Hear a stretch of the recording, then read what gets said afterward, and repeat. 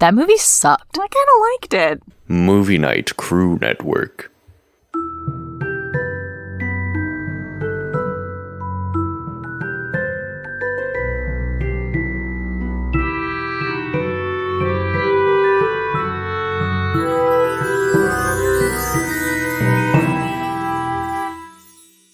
Hi, my name's Christina, and when my cats are mad at me, I snuggle them.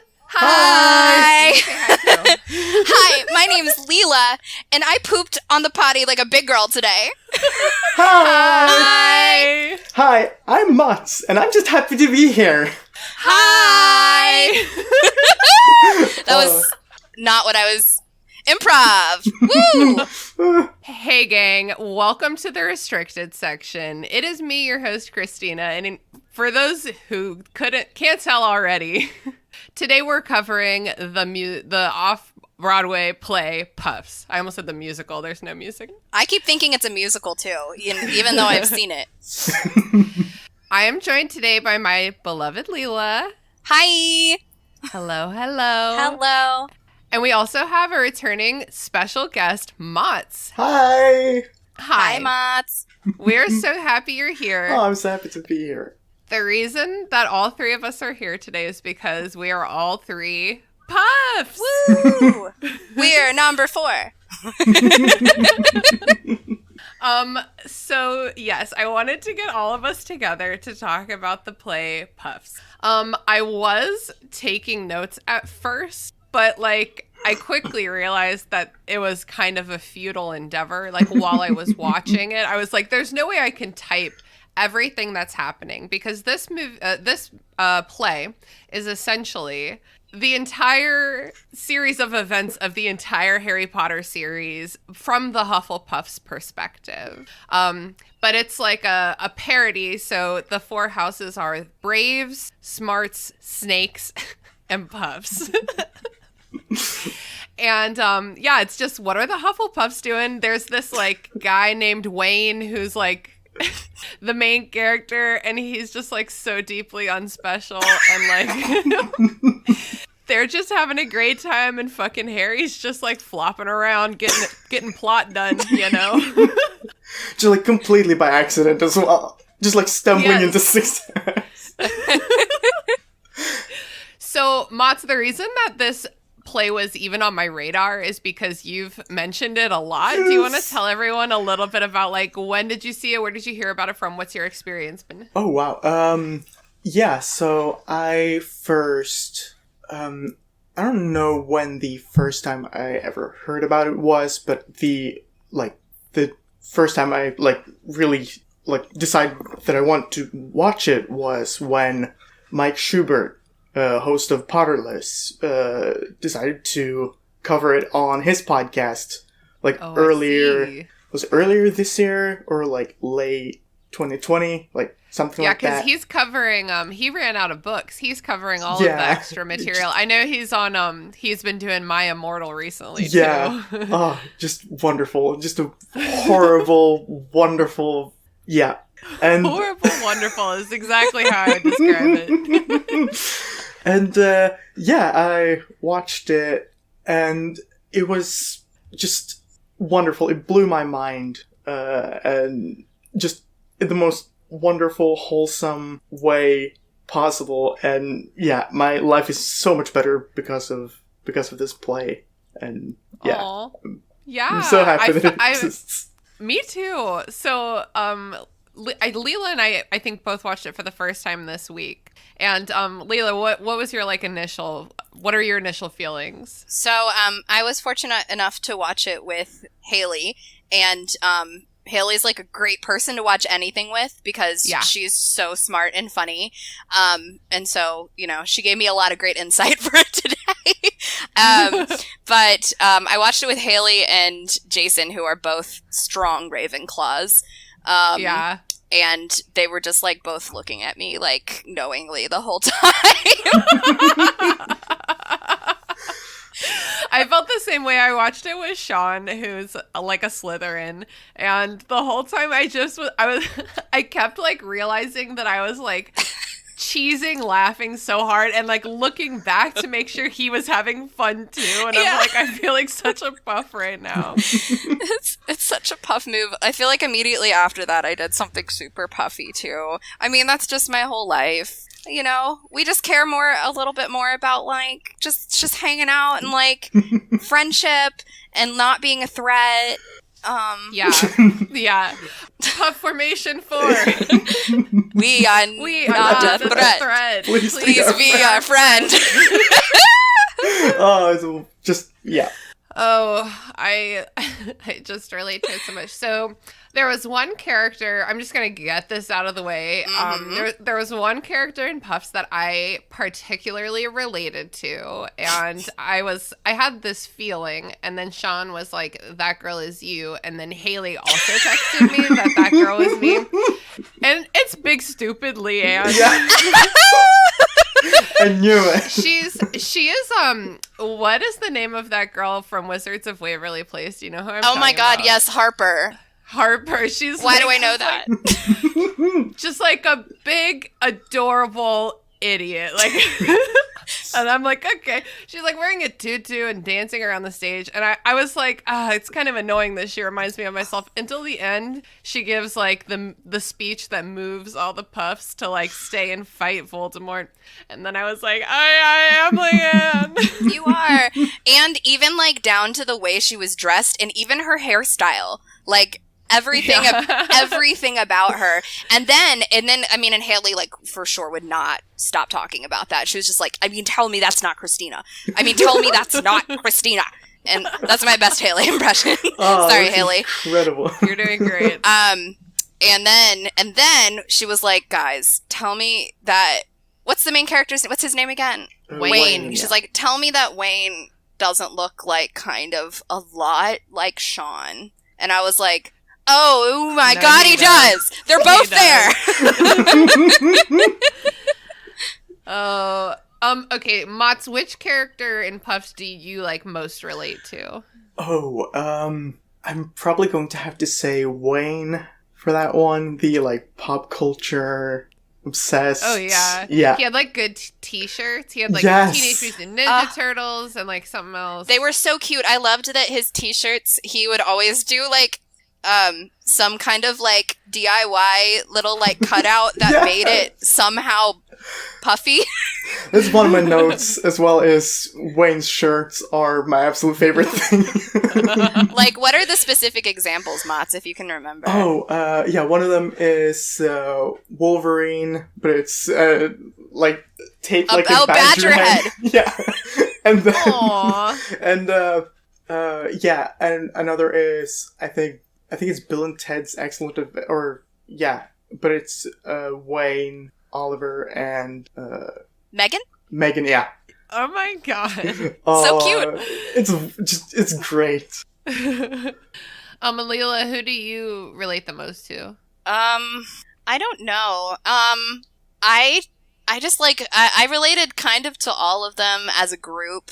I feel like I'm maybe more Megan.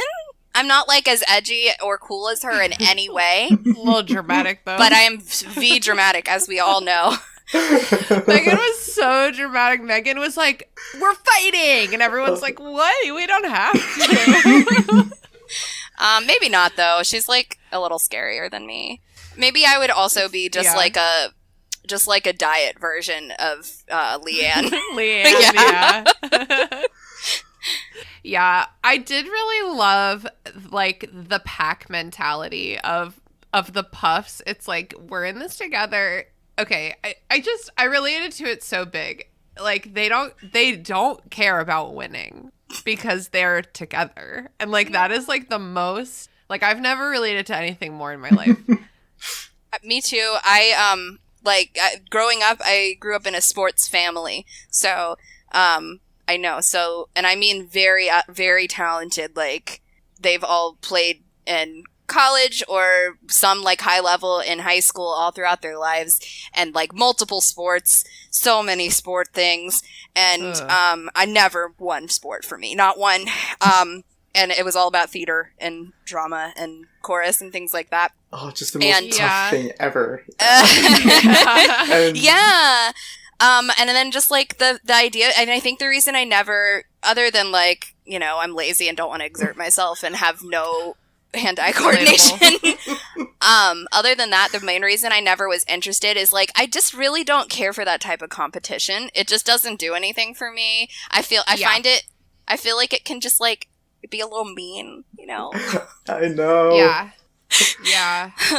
I completely agree. It's like the yelling, like being at a sporting event and like the yelling. So aggressive. And it's like, please, you're making. Okay, here's the thing. When people yell because of sports, they make my empathy alarms go off. I'm like, oh no, human in distress. But it's about like a very inconsequential thing that is like so far removed from our existence that I'm like, but wait, my brain says this is stupid. And I don't like the intersection of those two things. Yeah, I get it. I think it's just like, I think people focus too much on competition instead of like the experience of just the experience. Just having fun. Exactly. Yes. So it's like, we're number 3, or even maybe we're number 4. Like, either way, we don't care. Fun. Like, we're it's fun. We're doing it together. Like, Cedric's here for a little while. Hell yeah. Yeah. Speaking of, how did we feel about Cedric, you know, the actor that portrayed him, and then his whole little arc that happened? Okay, when you said Cedric, I started laughing because the actor who plays Cedric then later plays Voldemort, and like he looks so ridiculous in that role that I have a hard time picturing Cedric now, because all I can picture is like the bathrobe and the tape on his nose. He just has tape on his nose. Like, it's the best they could do.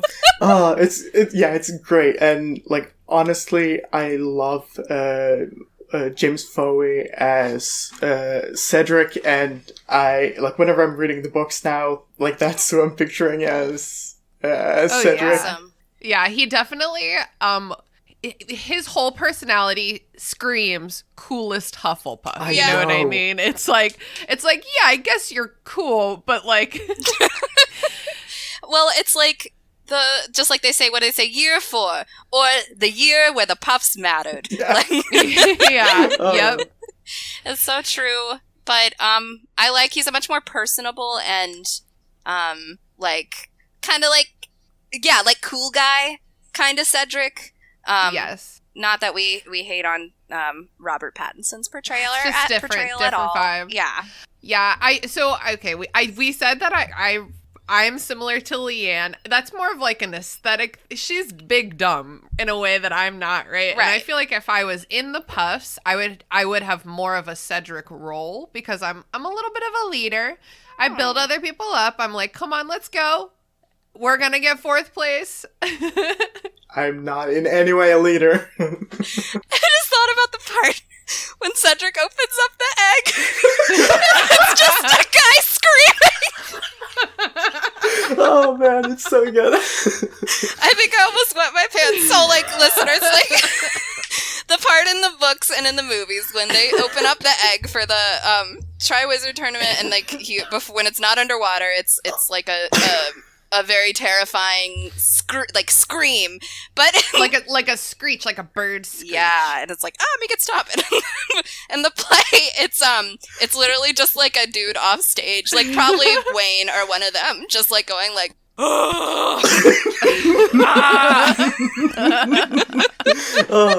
yeah. Honestly, this whole play had me dying laughing from the like hilarious references like that to the original text. Like there's no the plot that the Puffs go down is like a totally different path from like what Harry Potter and the gang are doing, but like all of the asides, like at the end of like in Goblet of Fire, their book 4 in Puffs, where Dumbledore's like, Harry, did you put your name in this cup? And Harry's like, nah. And Dumbledore's like, I'm the definition of calm right now. You can't not mention it. It's like for the Harry Potter fandom, that moment is like Viggo Mortensen breaking his toe. Yes. Like, by law, you're required to mention it when it comes up. Oh my god. So how do we feel like the tone of this story was different because of its like perspective? Like, was it telling a different kind of story even? Yeah. Like for example, I always say that like the Harry Potter narrative is like a Gryffindor narrative. Yeah. Like I am the chosen one and like I need to sacrifice myself, like so Gryffindor.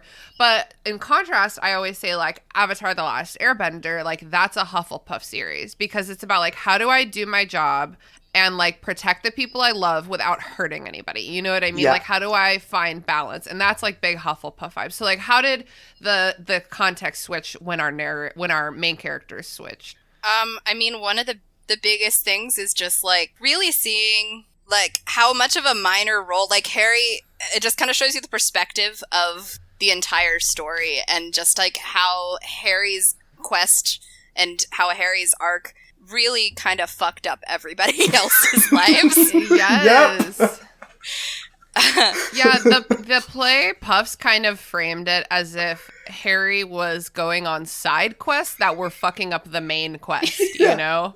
It's like, dude, you gotta stop. Like, we're trying to just go to school here.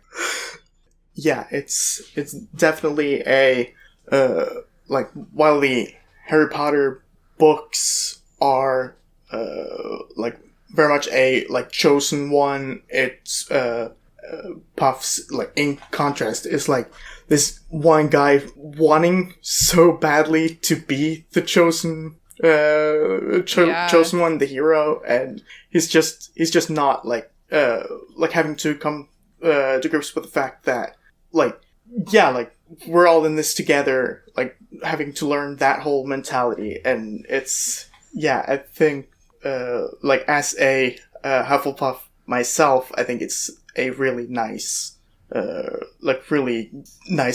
mentality to have. And yeah, absolutely. Well, just like in Hamilton, you know, we have no control who lives, who dies. Exactly.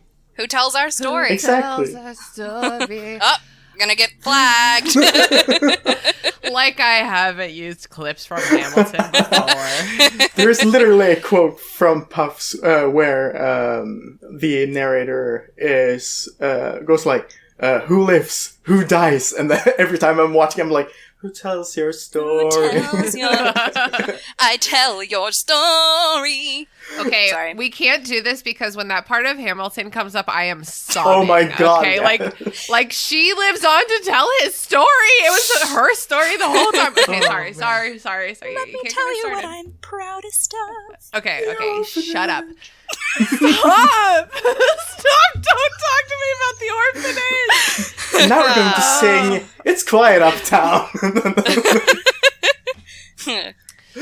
Okay, so I also really love how this is the opposite of a chosen one story. It's like the chosen one in this story is like a non-entity, and it's like you cannot just sit around waiting for the chosen one, and you also can't thrust yourself into the spotlight and be the chosen one. You have to look around at who is standing beside you and like make a promise to like work together to protect each other. Yeah. And that's when I started crying at the end when they all decide, when Leanne gives her speech, and it's like, this is what Puffs do, is they just like they protect what they love. And they do it together. And that's like what you said right now is exactly why I love the portrayal of Harry's character in this play as well, because like you can't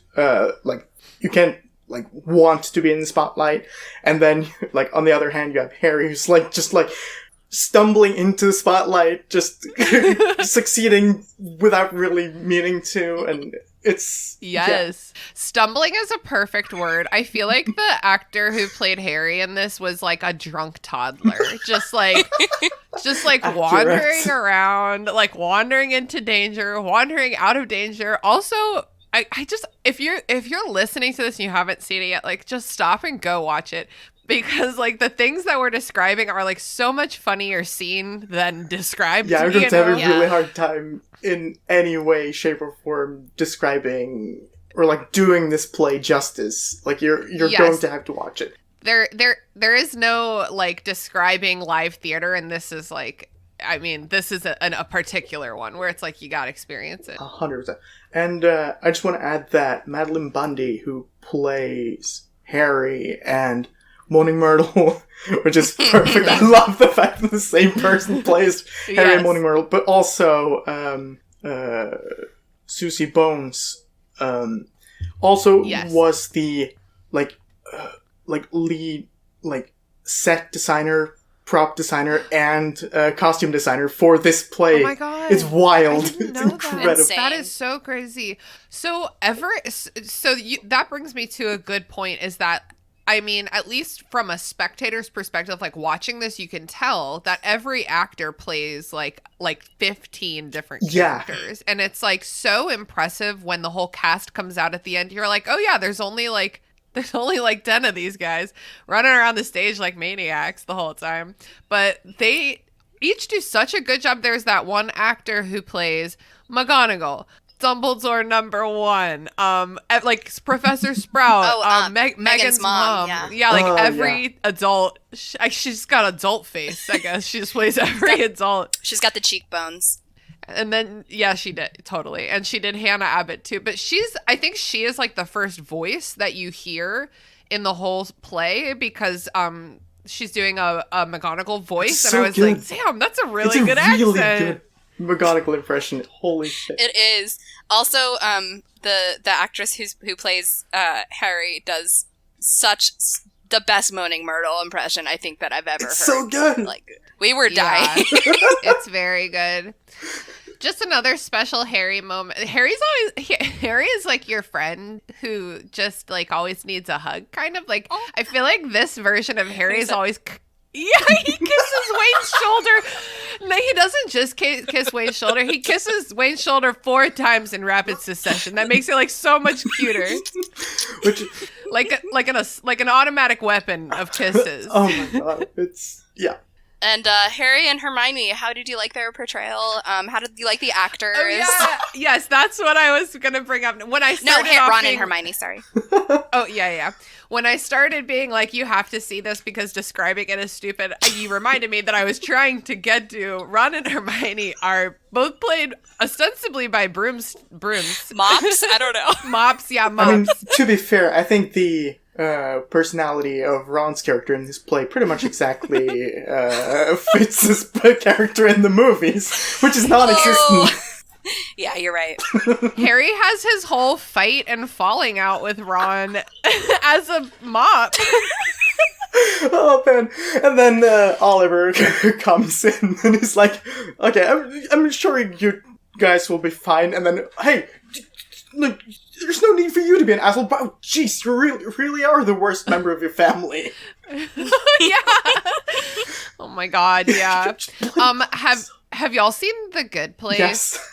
Yeah, not all of it, but I've seen. That's okay. So Did Oliver in this remind you of Chidi a little bit? Oh my god, yes. Oh, yeah. Just like a little uptight, like a little, come on, bud, loosen up. You got a great personality, but you're super uptight. You gotta chill out. Oh my god, how much would that suck? Imagine going to and being told you're like a literal, like, mathematician child genius, and then you're like the best student at your school, and then they're like, just kidding, Oxford, you're at 11. Just kidding, you're going to wizard school, you suck, you're not brave or smart. Yeah. See, that, okay, like, obviously not to the same extent, but, like, that is kind of what happened to Hermione in the books. Like, she was a gifted child, right, who, like, had devoted her life to studying, and then, like, surprise, none of this matters to you, you have to go start over. And, I think that's why she was such a brat in the first book, because she is, like, trying to prove so hard that, like, she's got this, you know? Yeah, little Oliver with his little shorts. And his mismatched paisley socks. Yeah, so something else that I liked about this is, so the main trio is Wayne, who is like, you know, the stand-in for Harry. He's like the anti-chosen one.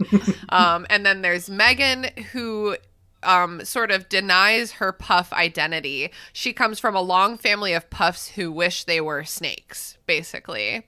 And so she like she believes in her heart of hearts that like she's an evil snake, and like and that's so she hates being a puff. And then there's Oliver, who is like a genius who learned that he's a wizard and has to start over. So one thing I really liked is how different those three characters were from each other, because Harry and Ron and Hermione have a lot in common. They're both sort of dry, boring British people, but also like the way that they approach any situation is just like pretty much pure Gryffindor at all times. You know what I mean? Like they're really similar, but I felt like Megan, Wayne, and Oliver are like so different. They made like a really strong trio because their skills are so different, their personalities were different. I just loved them. Yeah, I think you're right. I loved the contrast. I also think that Megan trying so hard to prove that she's not a puff is just like the most puff thing that she could have done.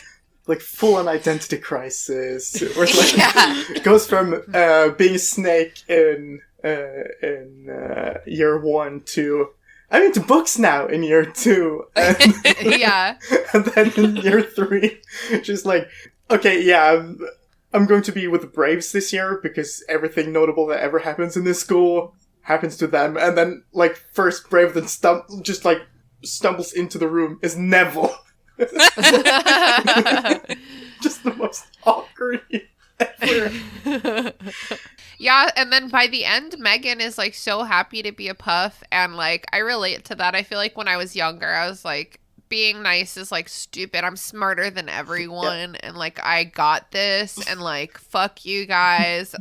I've said before that I was a pretty shitty person when I was younger, and it was part of my journey that I'm like, Puff is the way to be. Yeah, Puff's the way to be. It's okay to not be the toughest or the bravest or strongest. You know, sometimes it's a little bit more special to be that person that people feel comfortable coming to and feel comfortable like gathering with.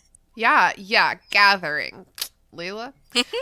Mats, I swear to God we're gonna gather one day. Just you wait. Yes. Just you wait. Hamilton again.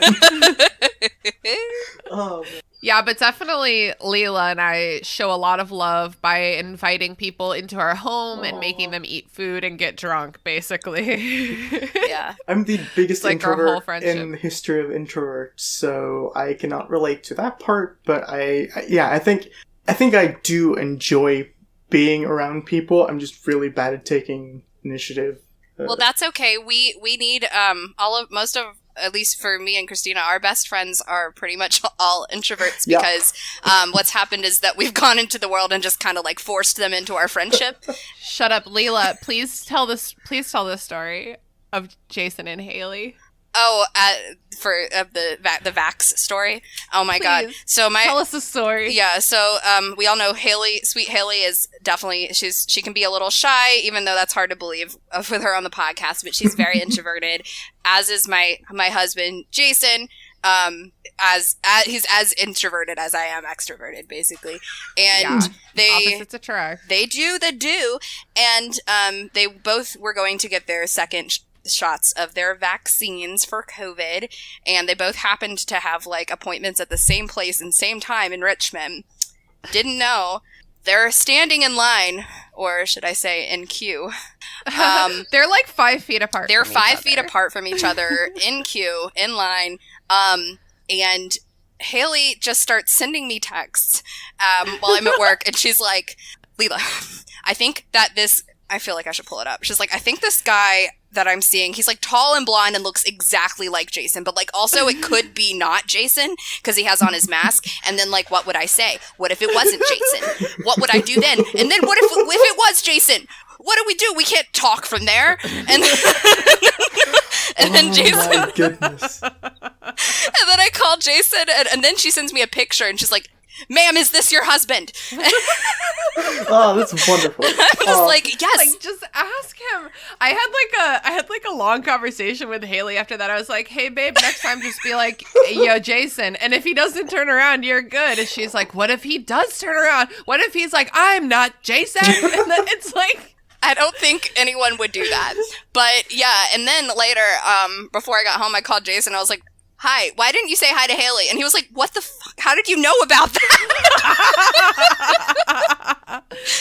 Okay, so the whole story is just to demonstrate that we too have friends who need their emotional support extrovert. And we're here for you. Oh, there was a meme going around the internet that, well, by going around the internet, I mean, I saw it one time a long time ago that was like, a Slytherin saying, ma'am, I need that. That's my emotional support, Hufflepuff. That's how I feel with Sean. Aww. It made me feel good about myself a little bit. Like, I mean, not really at first. I mean, not always, because they do portray the Puffs like in a very big dumb energy. Big dumb. Like all himbos. All himbos. Yeah, but I agree that it was like the first time that I ever felt pride in being a Hufflepuff that wasn't in like an abstract like fandom kind of way. I know this was a fan produced show, but it was almost like giving me like canon to identify with, which I guess is sometimes like the whole point of fan fiction is to fill in the gaps where the author has failed us. Yeah. I loved it. And the Hufflepuffs in the Harry Potter series, with a couple exceptions, are not portrayed very well. Really, it's like Gryffindor and Ravenclaw or like go home, because obviously all Slytherins are evil. We'll get to that in a minute with the snakes. But also the Puffs are like just kind of like jellyfish. Like they just suck. Like Justin Finch Fletchley is just like a whiny bitch boy. Just like, come on, buck up. It's a snake. You got it. And then there's Ernie McMillan, whom I hate so much. Ernie Mac in the play. Ernie Mac. Yeah, and then Justin Finch Fletchley was Jay Finch. He was like, I don't remember what he said. He was like, I'm boyishly cute. Like he was always like, I'm Jay Finchin over here. All I remember is that everybody in the play just started treating him like he was invisible. He was imaginary. Imaginary. Yeah, because Leanne says it once. She's like, blah, blah, blah. And like, Jay Finch, he's a great wizard, even though he's imaginary. And you could see his face just be like, am I fucking imaginary? It's very unpuff of everyone to gang up against him. Yeah. So let's talk about, the snakes. There's a lot of, I mean, the way that this play like pokes fun at the Harry Potter series is by like doubling down on things. So they're like, oh, all snakes are evil, and that kid looks like he would throw a glass of white wine in your face, right? Which is the funniest description of anyone I've ever heard in my life. It's like they all have an expression that looks like they're about to throw a glass of white wine in your face. They're all 12, but they all still share that expression. Honestly, freaking, oh my god, I'm having a brain fart. What's his name? The actor, Tom Felton. 12-year-old Tom Felton did look like he would throw a glass of white wine in your face. Totally, completely. Yeah. So, well, good casting there. Mm-hmm. Yeah, but they... Did we even see any snakes? Like, were there any snake characters? I don't even remember any. We did get a little bit of Draco. Oh, yeah, just Draco was... If you think Harry was a joke, like Draco was a goddamn joke, dude. He had like a tiara, right? Or like a crown. Yeah. Oh, and I can't remember. And a little bit of Goyle during the sorting. Oh yeah, that's just his name, Goyle.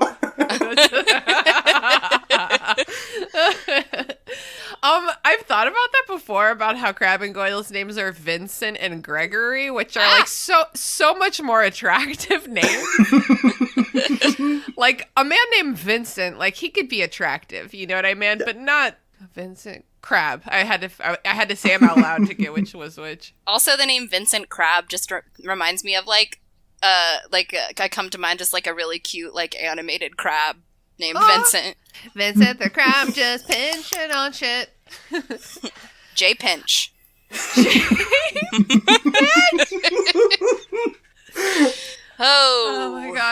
Darwin went to the Galapagos to study the jay finches. And he was disappointed.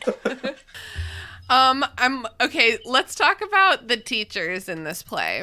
I think the teacher we saw the most was... we got to see Snape considerably. Like, Snape was a joke. Snape had nothing to do with the plot. His voice, Leela's doing a gag right now. You gotta watch the movie, watch the play to figure out what it is. There's a bit where Snape gives a sex ed talk. And, like, if you think Alan Rickman's voice in the Harry Potter movies is, like, low and dramatic, it's like, you have no idea. He just, like, really sits on the quality that Alan Rickman has. I like to call it, like, lovingly, like, the old, like, egg yolk in the back of the throat sound. I call it the whomping. It's, like, a little bit of a little bit of that. But it was like he was womping so hard that like I couldn't understand anything he said. I don't think you were supposed to because it was just like It sounds like like if you're watching a movie and like a grenade goes off near someone or like a gunshot and they have like temporary hearing loss and everything's just like That's what it was like. Good description. I was like, what? Like, what is he saying? So he was a joke, which I appreciated. It's like, we're not even going to get into this. And he's still in love with Lilith in this one. Lilith. Which reminds me of Frasier, if anyone likes Frasier. Oh, I have not watched Frasier. Highly recommend. It ages really well. Wait, the end of my sentence was, I'm about 30 now, so I haven't watched Frasier in probably about 26 years. But I definitely seen it when I was very young. I think it. It's good to know it ages well. Yeah, it does. They certainly don't all. So. Yeah. Oh, ain't that the truth? But you know what does age well? Puffs. Nice. Thank you, bringing us back. And then there was that one actor who played McGonagall, Sprout, and Dumbledore #1. They switched actors for Dumbledore when the films did, which was so funny.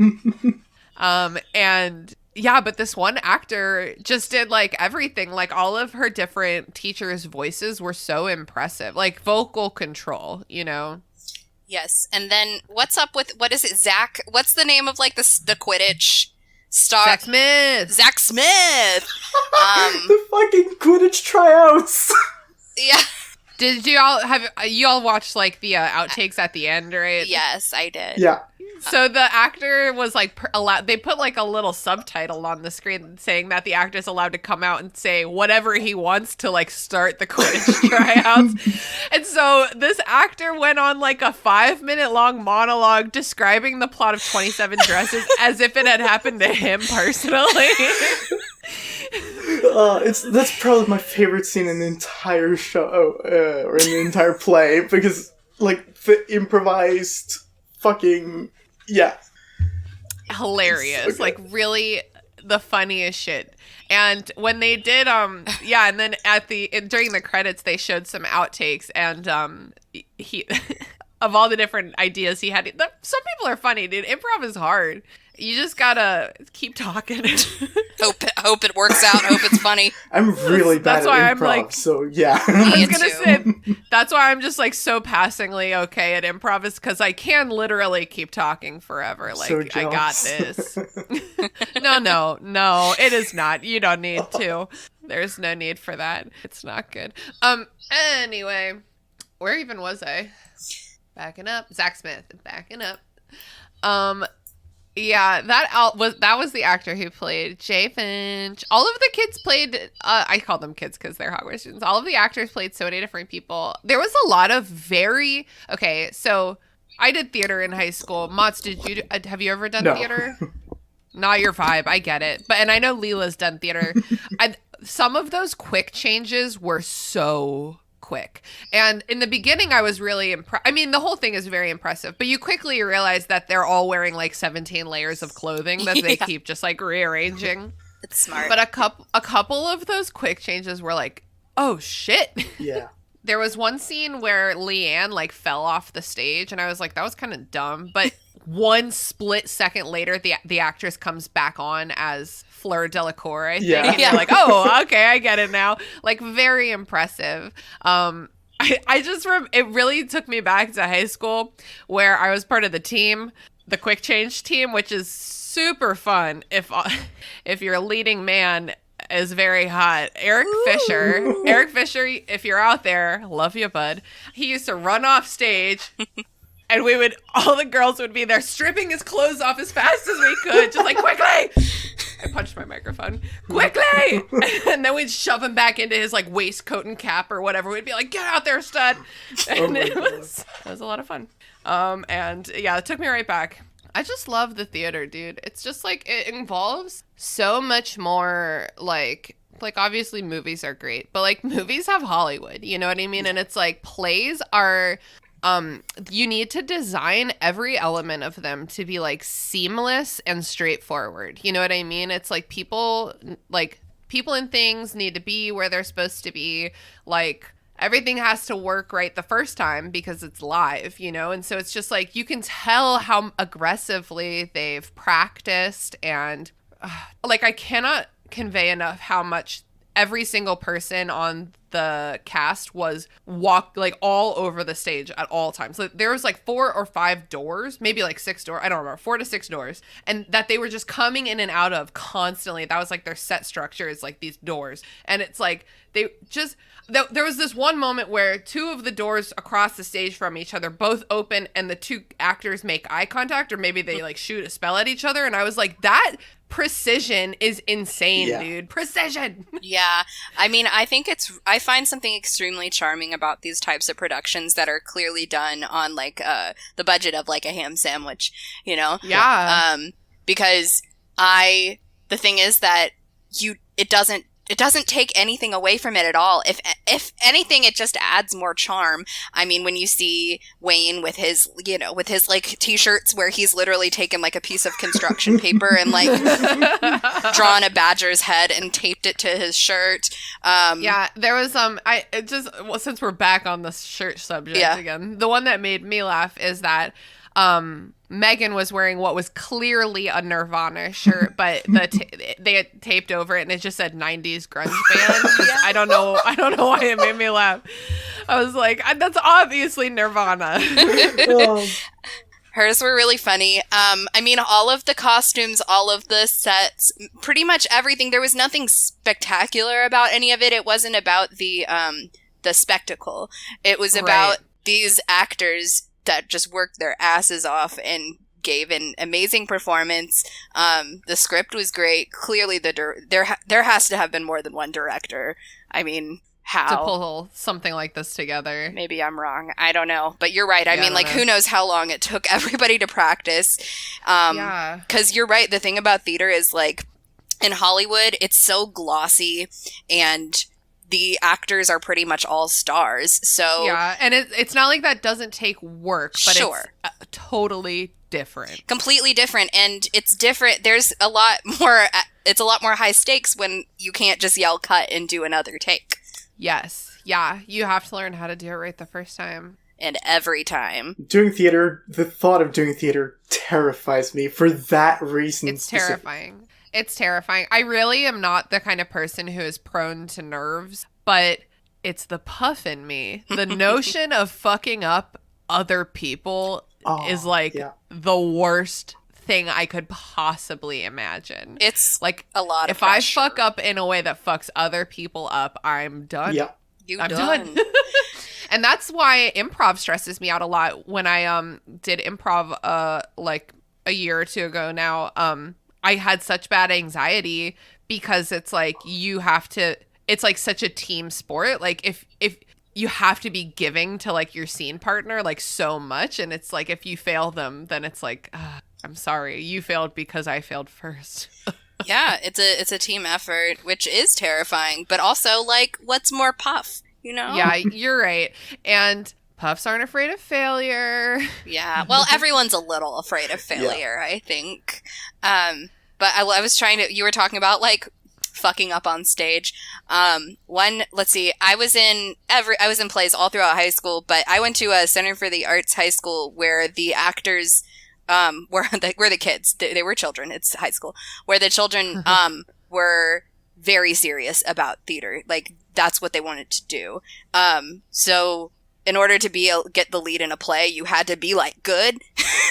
You couldn't just be like the only girl who can sing there. Like, no, you had to be like a triple threat. My school was like that too. Layla's a little butthurt because Jason got a lot of leading roles at his other school. Danny in Grease. Are you serious right now? If you've met Jason, I love the man, and he's great at a lot of things. But I feel like if you've met him, you're like, I don't see where Jason and Danny overlap. Like, where's the overlap? Not really like what you'd think of like as leading man material, but just one man's opinion. But I was in Midsummer, A Midsummer Night's Dream, the play, which was super fun. We did it, I don't even know, my sophomore year. And that is such a fun play to put on. It was so fun and very funny, and the kids were so talented that like they had the audience like dying laughing at a Shakespeare play in high school. Yes. So Damn. it was what a dream. Wonderful. It was wonderful. But I was a nobody, so I was Peas Blossom, and that's the most fun though. Is just be a fucking fairy. I was a little fairy, and there's much of the play which consists of my least favorite thing to do on stage, which is sit there and be quiet. Yeah, they do just be observing for so much of that play. It's hard, yo. Especially, like, I mean, I'm fidgety AF, and it's really hard for me to sit somewhere but still focus on what's going on. So, as you can imagine, what happened was most nights when we were performing, I would just be sitting there, and I should have just been listening so that I could be ready for my, 2 lines. And instead, what happened was an awful silence encompassed the stage. And all of a sudden, I snapped back to reality, and I was like, I'm on stage. And I was like, and you too, my lord, or whatever my line was. But that's a terrifying feeling to just be sitting there, and then there's just silence. It's your silence. It's my silence. Okay, well, now that all of our listeners have a ton of anxiety in their stomachs, who is your favorite character in this? We already asked, like, who did you relate the most to, but who is your favorite character? So hard. Mats, do you know? It's hard to pick. They're all so great. Yeah, I do really like Wayne, which is kind of awesome. kind of weird because, well, I don't really typically like the characters that I relate to, I don't think, but... Mats, love yourself. It's hard, okay? Don't talk about our friend that way, Mats. Well, it's cool that the Puffs have given us a main character that is relatable. Yeah. And it's like, wow, he's having a hard time with some really relatable shit. It's like, I can't relate to this prophecy bullshit, Harry. Like, get over yourself. Yeah. What does he say at the beginning? He's like, during the sorting hat time, he's like, he's like, what about if, like, sir, for example, like, a kid didn't have maybe, like, a strong enough personality? Yeah, they have enough of a personality to be sorted into anything. Your only personality trait is that you look like you're about to throw a glass of white wine into someone's face. Yeah, at least it's not that. I'd rather have a bland personality than look or talk as though, or sound like I'm about to throw a glass of white wine in someone's face. Yeah, but just to reiterate, I don't feel that you have a bland personality at all. Oh, certainly not. None of it. See, that's the thing. Is it's like, the way that Hufflepuffs are depicted in Harry Potter is a caricature. And once you start putting real life people into Hufflepuff House, it has like a beautiful, varied personality. All shades of yellow, Yeah. It's beautiful. 50 Shades of Yellow. No. 50 Shades of Yellow. Oh, that sounds... I love it. That's like, I'm not gonna... It's pee. It's piss. It sounds like piss. It sounds like sex and piss. Just say it, Christina. Hell yeah. My brain went grosser. Oh. But I don't have to say it on the podcast. Okay. No, I have to say it now. Okay. To me, it sounds like a diaper explosion. Oh, okay. Ew. Moving on. In this Zoom call, we have 2 shades of yellow because Mott's is wearing a restricted section shirt, and I'm an idiot, and I never think to dress up for anything, but I happen to be wearing a very deep mustard yellow button-up because I had a lot of meetings. Yeah. Okay, so Mott's, is that your final answer, Wayne? Yeah, I think so. Yeah. That's a strong choice. Leela, what about you? I really enjoyed the actor who played Harry Potter. And also Moaning Myrtle and Susie, and that was about it, right? Maybe? Yeah, you can only do so much. There's only, I mean, you say that, but then some of them be playing like 6 fucking characters. The same 2 people played all the teachers. Yeah. Yeah. It did get confusing when, like, Leanne would walk off stage and then walk back on stage, and, like, we're in love with her now, and it's like, wait, oh, she's different. She's a different person now. Yeah. She's different clothes. She's wearing a different hat. I get it. Suspension of disbelief is extremely important in a play like this where every actor plays lots of parts, except I don't think Wayne played anything else, except he might have been, like, hooded up as a snake at one point. I definitely saw him, like, in a hood, and I was like, that's our boy Wayne right there. That's my boy Wayne. You're not a real snake. So Layla, you pulled a puff. I asked who your favorite character was, and you listed 2 actors and all 6 characters that they played or whatever. I have to just pick one? Okay. Pick one character. Okay. I hate that I'm doing this, but I really liked Harry. I did too. Yeah. Harry is so much funnier in this than he ever is in Harry Potter. And so endearing. He's very endearing. He has, like I said, like, drunk toddler energy, just, like, confused and raring to go, you know? I just like I feel like they could have gone another way with it, being like, and make Harry a little bit more, like, haughty. Himbo. Or just make him, like, a little bit more, because he is, like, he does literally, like, fuck up their entire lives. Like, they could have kind of focused on that more and went a little more negative with him, but they didn't. They were just like, I guess this is just our lives now. And then at the same time, they just still make Harry, like, somebody who can kind of fit into the Puffs world.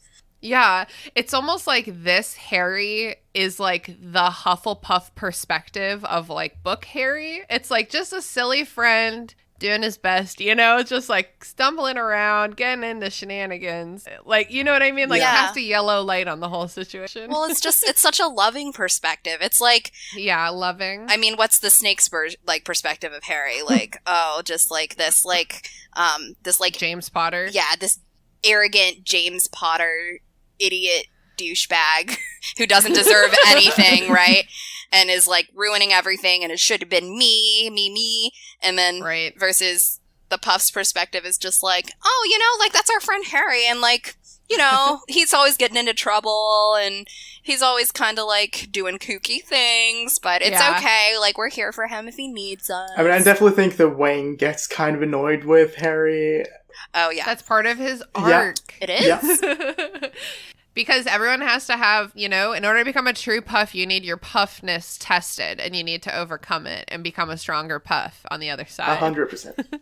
So I also was going to list Harry as my favorite character, just because I feel like that's a role where it's like the actor brought everything to that role. You know what I mean? Like, I think that someone with a personality that was a little different would, like, if Leanne, the actor who played Leanne, had, like, played Harry, could have done it, would have looked weird. She's like a tall ass redhead, but like, it would have been like a different energy. So I feel like you can really feel the energy of that Harry actor coming through. But I'll go ahead and say that my favorite character was, this is what happens when we get to plugs every week on this fucking podcast. I'm like, my favorite character. It's just Harry. No. Okay, wait. I really liked Cedric too. I liked the way that I don't feel like the films conveyed him as big Hufflepuff energy. No. Like, he's just he just has like a white British boy personality like every other fucking person in that movie. Nothing about him like says Hufflepuff, except that he's like, hey guys, maybe don't bully this younger student. You know what I mean? It's like not quite enough. Yep. But this Cedric in Puffs was like a leader, and he was like a sweetie, and like he was a tender boy, and I loved him. Yeah, he was a wonderful leader. Yeah, he really was. He got people excited to lose, and like, you know what I mean? Like yeah, I admire him. Yeah, he's definitely one of my favorites as well. Yeah, I love every character that was like different from the original text. You know, like McGonagall was the same. Like a lot of the teachers were like exactly the same. Like Sprout at one point is just like basically comes off the backstage like hi basically, and is like, what do you need? All right, well, is everything okay? All right, bye. Or like whatever she does. I don't even remember that exchange. That's another character that mom character plays, right? Is Sprout. Yep. And when she's like 50 points from Gryffindor for upsetting my plans. Like from Hufflepuff. From Puff. I love Hufflepuff and stuff. Okay, so I'm gonna ask one closing question and then we'll wrap it up. So my final question is, what was your favorite joke in Puffs that was a nod to the original text? Or the movie. I keep saying text, but like, you know what I'm saying? Like, which was your favorite joke that was like clearly making fun of Harry Potter? Ooh. There's so many. There are a lot. I loved every time where like there's an event from the books where like a character does something and then we see in Puffs that the action from that character was sparked by Wayne doing something. So like Wayne crashing into Ginny and convincing Ginny to throw the diary into the toilet. And yes. And also the when he convinces Cedric to ask Cho out to the Yule Ball. And oh yeah. What's the last one I'm thinking of? In year 5 when Dumbledore comes in and he's like, hey, so have you seen Harry? I'm thinking about maybe explaining some things about his past and why I've been avoiding him. And Wayne's just like, yeah, I haven't seen him. Okay, I guess I'll just wait until the end of the year. Wayne is just like shit-faced and is like, no, I haven't fucking seen him. Year 5 Wayne is Dumbledore's like, phenomenal. oh, whatever.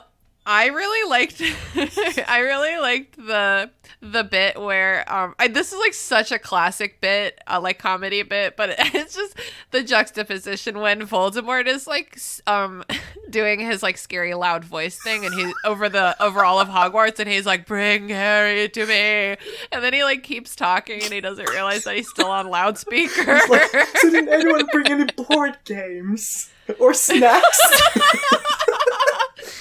That actor's performance of Voldemort reminded me so much of him from Powerpuff Girls. Do y'all know who I'm talking about?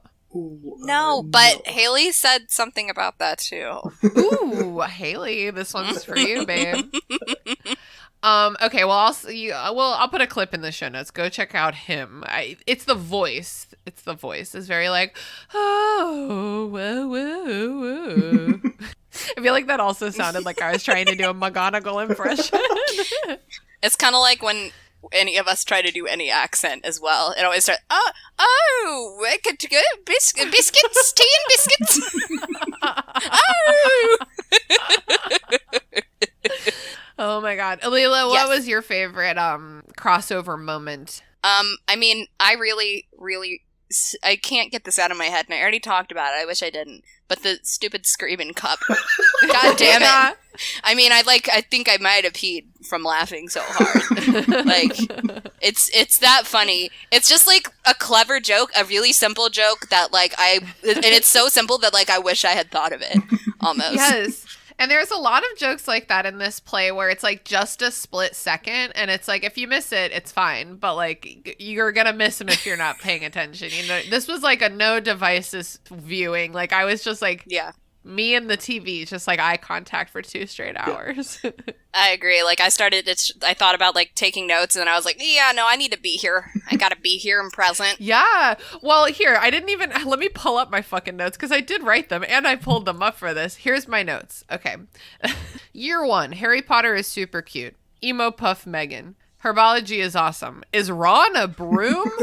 I don't know why it's obviously Ron was a mop. I don't know why my brain was like broom, broom, broom.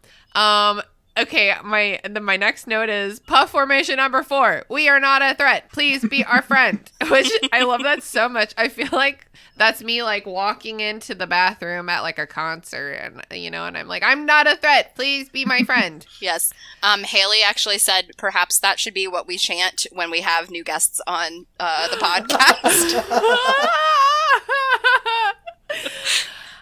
Okay.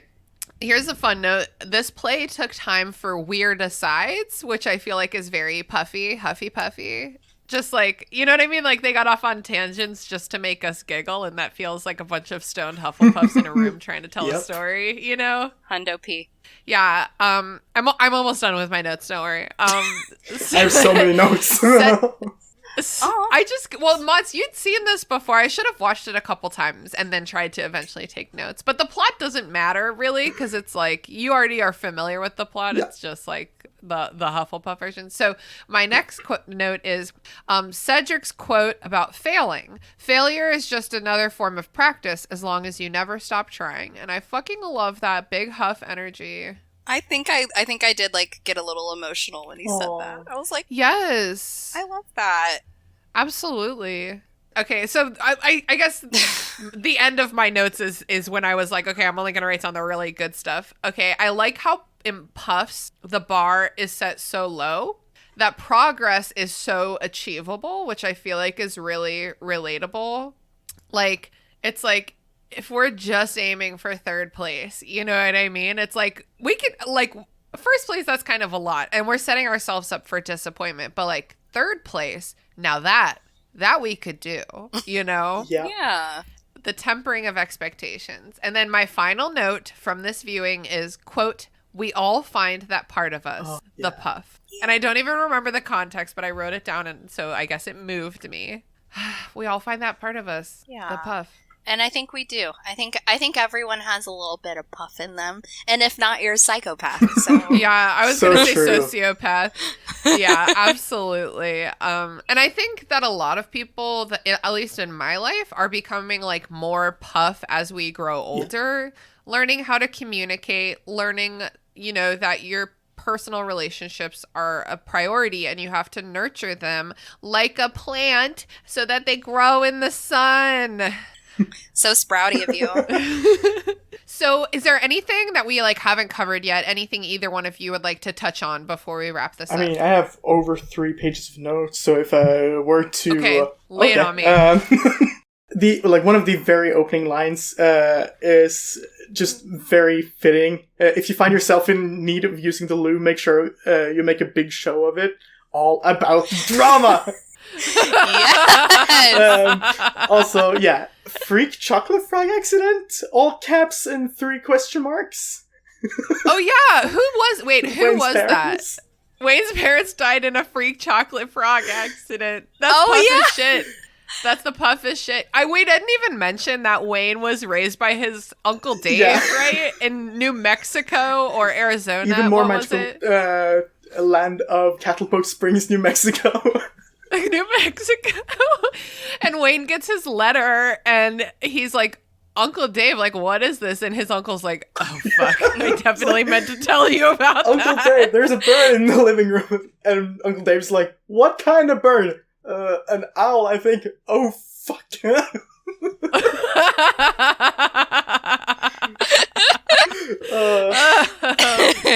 I love Uncle Dave. He did his best. Yeah. The next one is Blithering Whimpersnatch. Is that a Benedict Cumberbatch joke? Oh my god, that's funny. Definitely. Also, I love the fact that the Mirror of Erised is just called Rorendrew, which is just weird mirror spelled backwards. Okay, these are some details I've never noticed. Yeah. So I'm glad we'll have to look for these next time. Also, some of the spell names are phenomenal, like Rickman Sempra instead of Rictus Sempra.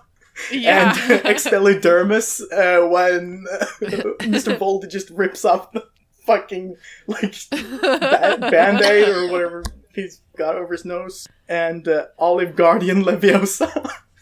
Yes, that one's stuck in my memory for... What's the one where he kept generating doves? Fuck. It was like Avia... Aviforce or something like that, yeah. There was a couple magical moments in this that I could not explain scientifically. Like, my eyes didn't move fast enough to figure out, like, how was this bird getting around the stage. And there was, like, one or two other things where I was like, damn, how did they do that? Yeah, oh my god, same. Yeah. Oh, and the dueling club scene where Harry's like, no, Snake, please don't attack Justin. And then, but unfortunately, that's not what the rest of the school heard. This is this like fucking demon.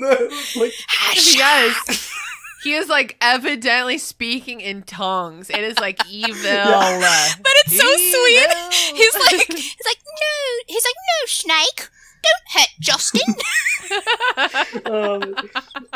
Also, yeah, real Mr. Moody's costume, as in, yeah. But it's Mad Eye Moody, but it's he just tries to convince everyone that it's real Mr. Moody, so I think his like credited like character name is real Mr. Moody. Yeah. Okay, real Professor Moody. I like that he literally just had a giant googly eye. Like just like a giant one. And but it worked. Like they pulled it off. It so definitely worked. Yeah, and it made me laugh a lot. Oh, same. And yeah, the next note is I really want a copy of Wayne's book on Fantastic Beasts. Yes, The fucking Balrog looks great. The Balrog, Mr. Snuffleupagus. So weak. Oh yeah, because Wayne in his introduction, what is it? He's like, "Hi, I'm Wayne. I've read the Silmarillion 100 times." I've read the Silmarillion like, twice. When he's twice? 11. Okay, well that's is as impressive as 100 times. The Silmarillion is no joke. I have not read the Silmarillion yet. Me neither, because it's no joke. Yep. Yeah, and when Cedric like turns the book around and it's Paddington and a Dalek from Doctor Who. Yes. Paddington and a Dalek. So random. Also, yeah, I wonder what kinds of dragons are in the book. Blue Eyes White Dragon, probably from Yu-Gi-Oh. Yeah, Wayne's like a straight up like nerd, dude. I fucking love it. So good. And also, yeah, and this is like, I love that the play brought this up, but yeah, why the fuck did Cedric think that transfiguring a rock into a dog was a good idea when fighting the dragon? It's like, there's no fucking way that's going to end well. It's like, the dragon just fucking bites the head off the dog. Yeah, and I forget who was like, there is now a dead dog on the field. Man. Dead dog. The Ludo Bagman character. Yeah, played by the same guy who plays Zach Smith and Jay Finch. Man. Also, yeah, the fact that the play is told from the point of view of Cedric's friends makes Cedric's death absolutely heartbreaking. Yeah. I thought about bringing that up, and then I was like, too dark. Because, like, that's right before the intermission, too. You could tell, like, okay, you know how in the movie the music is still playing, but, like, you know something is super wrong? It's like, trauma. Like, you can see, like, that... The feeling of that music, you can, like, see it in their faces when he, like, comes back, and then it just, like, fades off. And then I'm sure when you're watching the show live, the lights just fade out, and it's like, intermission, have fun, bitches. And everyone's just like, yeah, absolutely mortifying. Well, because they have no idea that anything is wrong. You know what I mean? Like, they don't have any of the context of the whole rest of the goddamn book. And I mean, they really just introduced Cedric to us in the 4th book. Like, yeah. So we never really got time to know him in the books. Like, yeah, it was extremely sad for Harry, like, when he died, because I guess they were like they became friends, but like, we as the audience, like, really got to know him, like, from day one. So it's just like, I'm like, no, he's gone, but it's okay because he comes back as Baltimore. I love it. Also, yeah, I'd do anything for a puff hug right now. Oh, yeah. Two of them would hug, and then the other would say, coming in. Coming in. It's adorable. And yeah, which kind of Voldemort is the worst? The one that never shows affection or the overly affectionate one? Oh, yeah, wait, that's a great... Okay, wait, I'm changing my favorite joke from the movie to this. Because everyone makes fun of the infamous Voldemort Draco hug, but in this, he's like, to some random Death Eater, right? He's like, let me show that I'm grateful with my, like, physical affection, and starts, like, giving him, like, a hug and, like, a neck rub. It goes on like, for so long. It really is like it's like kind of bit where it's like it's funny and then it's not funny and then it starts being funny because it goes on that long. It really was very intense physical affection. He kisses his hand at one point. Yeah, he like gets down and nails and kisses his hand. I was thinking about bringing that up when we talked about Harry kissing Wayne's shoulder. Oh yeah. And lots of kissing. AOL Instant Messenger. Oh, yeah. That was cute. Yeah, one summer Wayne gets sick of owls and is like, we're doing AIM Yeah, it's because of the ministry intercepting mail. Yeah. Oh, yeah. Very smart. Also, yeah. They don't know about that internet. I do wonder how Megan got it, though. Yeah. Public library. Yeah, next note is Yippee-ki-yay, mother puffer. So good. I loved it, yes. Also, yeah, I love the fact that the Death Eaters are called Death Buddies. I think I missed that. And also, yeah, Mr. Volden, the Death Buddies would make for a great band name. Yes. Death. Well, I think that the Death Buddies once again sounds like a Hufflepuff who didn't quite hear it right, and it's just like, I don't know, him and his Death Buddies. I don't know. I don't know. They're all friends, I guess. Like, why else would they all be together? And definitely not a racist cult or anything. For sure. Definitely not a racist cult.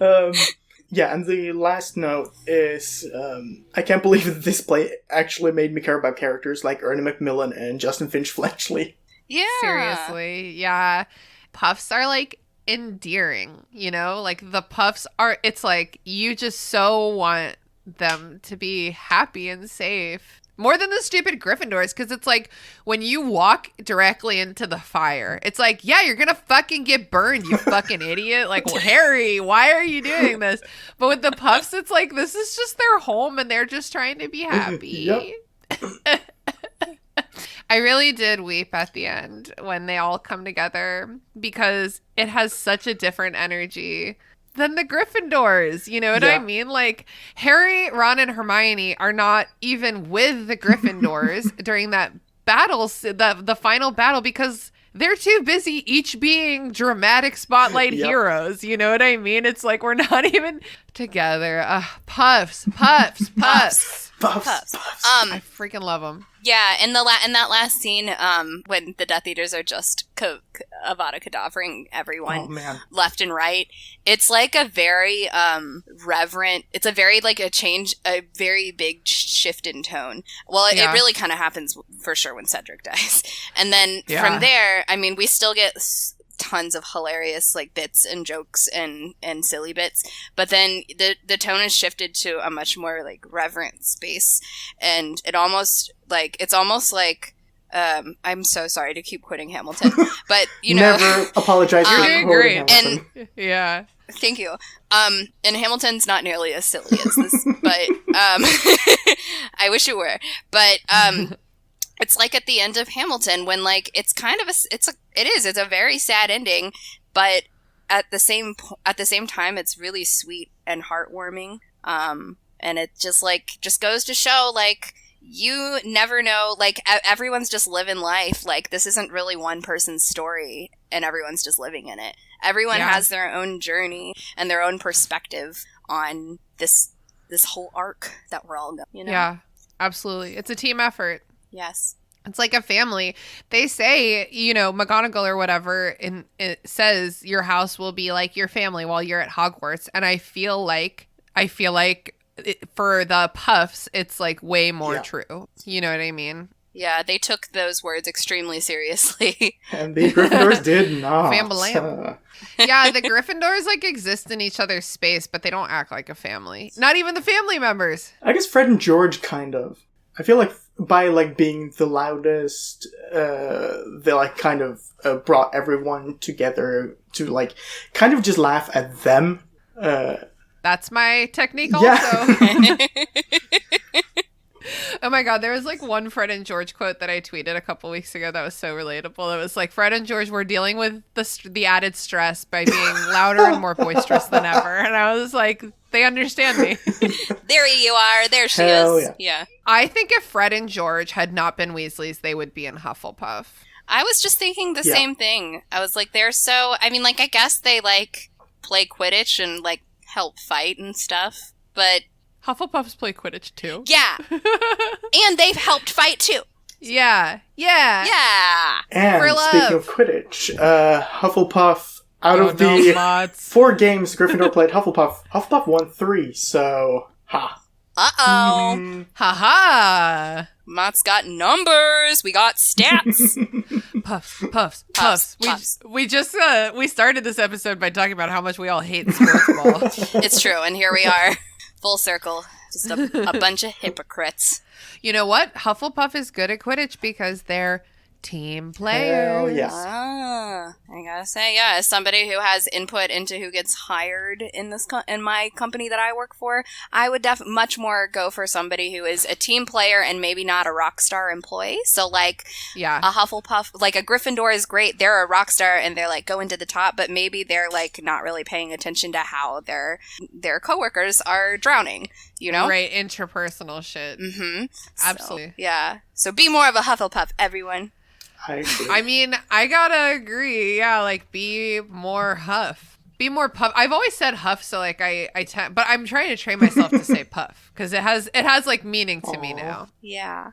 Also, Puff Puff Fast, you know? Exactly. It's all connected. They didn't do any overt weed jokes. I was a little sad about that. I was pretty impressed. I was like, wow, I don't think I would have been able to avoid the weed joke. I would have been like, just like my first joke I like write down. I'm like, I don't know, puff, puff, pass. Yeah. Put that in there, I guess. Are y'all ready to wrap up? Yeah, I think so. Okay. All right.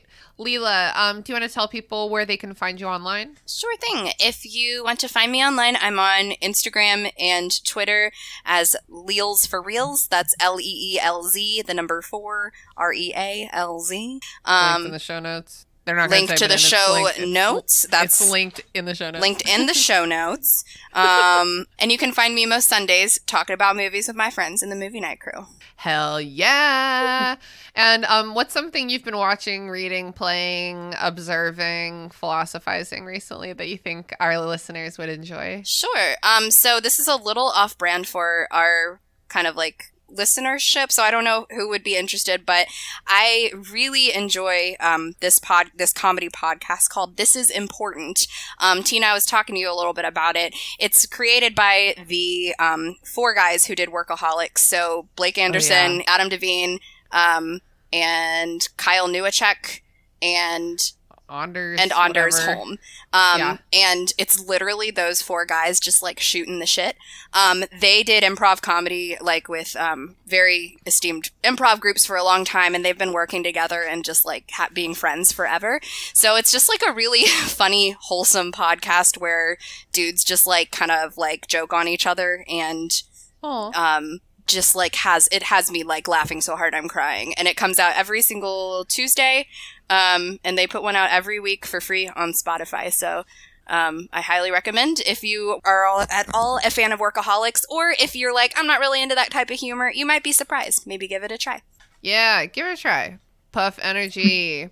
Mats, what about you? Do you want people to connect with you on the internet? I mean, sure. You can find me on Twitter and Instagram at m.fur. That's MDOTFUR. And yeah. Hell yeah. I do love it. That's how you sign your emails too. what's something that you would like to recommend to our listeners? Wow. I've not really been watching anything recently other than like That's Puffs and Hamilton, but you can do an old favorite too. Sure, yeah, I'm gonna plug Hamilton. It is wonderful. Yeah, I watched it this morning for the 34th time. Oh my god. I'm impressed that you're still keeping track at this point. Yeah, wow.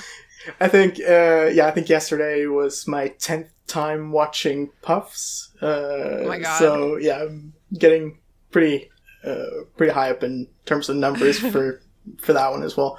I need to catch up. I feel like everyone at this point knows about Hamilton, and there's not really a whole lot to say about it. It's a phenomenal musical written and starring Lin-Manuel Miranda, who wrote the music for example, Moana, which is one of my absolute favorite movies. Probably my favorite Disney movie. Me too. It's so good. We were fighting about this in the Discord recently. Yeah. It's like, I love Frozen, I love Tangled, but Moana. That's the trifecta. Yep. If you want to be part of our Discord conversations, you can join the Restricted Section Patreon for as little as $1 a month. You can hang out with the gang. We're really nice and fun. Yeah. Puffs. Puffs. Puffs. Yeah, I fully second the Hamilton plug, for sure. It's so good. The last time I watched it was with you, Leela, and we were just like weeping and looking at Grace to make sure she was enjoying it as much as we wanted her to. She was. Yeah, update she was. Update she was. So I've been your host, Christina. You can follow me on Instagram at Christina the Con. You can follow me on Twitter at Christina Con. You can follow me on TikTok at Sprouts Private Stash. And this week I would like to recommend, because you just mentioned Lin-Manuel Miranda, I'm going to recommend the His Dark Materials series, which I think is an Amazon Prime original. And Lin-Manuel Miranda is in it. He plays a character that's called the Texan, which I find to be very endearing. So he's a little bit of like he's a gunslinging aeronaut with basically like a pet rabbit. It's like very endearing. Just him in a hot air balloon with his bunny being like, what the heck is going on? The whole plot of His Dark Materials is much more complex than that. It involves the space-time continuum and the meaning of death. So it's pretty heavy-handed. The book series is great too. I recommend that. Leela, Mods, thank you guys so much for coming and puffing it up with me. Thank you so much for having me. Yeah. Yeah. Mods, I could not have dreamed of doing this without you. So thank you for being our guide to the world of Puffs, because I think that me and Leila are both feeling really seen right now. We are, and not only that, I mean, I don't know about you, but Tina, but I had never even heard about this before, and I had no idea that there was a platform where it was recorded, where we could just watch it. So yeah, thank you so much, Mutz. Yeah, I guess I should have said at the top of the episode. I'll say it now in case anyone made it this fucking far and still is like, maybe I should go watch it. It's available. I think it was available through Amazon to rent for like $3 or whatever. It's worth it. It's also on Broadway HD if you have an account there. If not, it's also like fairly cheap and also 100% worth it. And if you only want to see Puffs, they have like a free trial period that you can just like start it and just watch Puffs and stop. But you shouldn't, because Broadway's awesome. Yeah, true.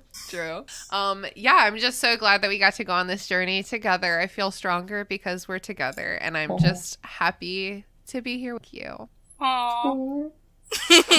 Love you guys. Love Bye. You too. Bye. Puffs. We are not a threat. Please be our friend.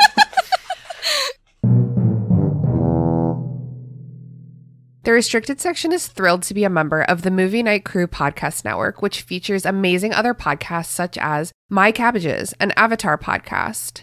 My Cabbages is an Avatar The Last Airbender podcast that was started by two lovable nerds during a global pandemic to stave off their inevitable existential crisis.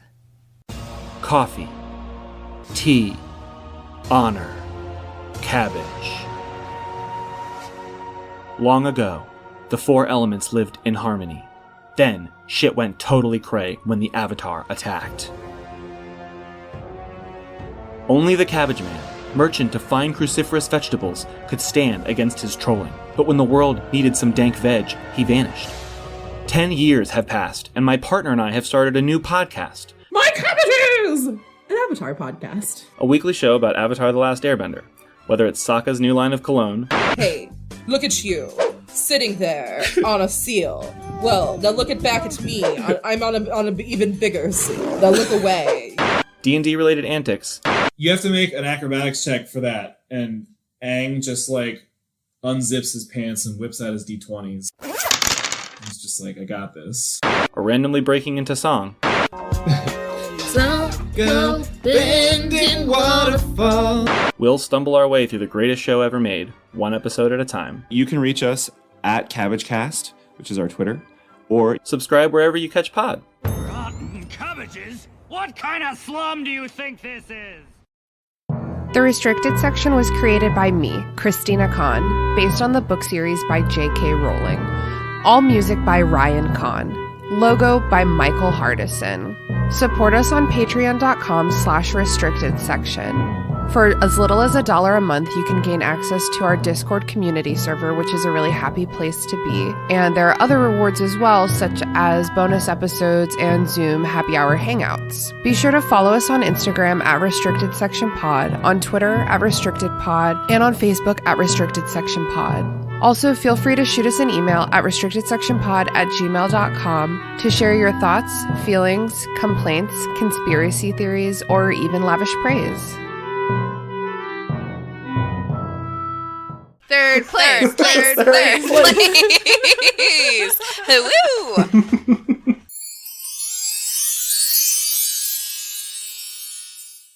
That movie sucked. I kind of liked it. Movie Night Crew Network.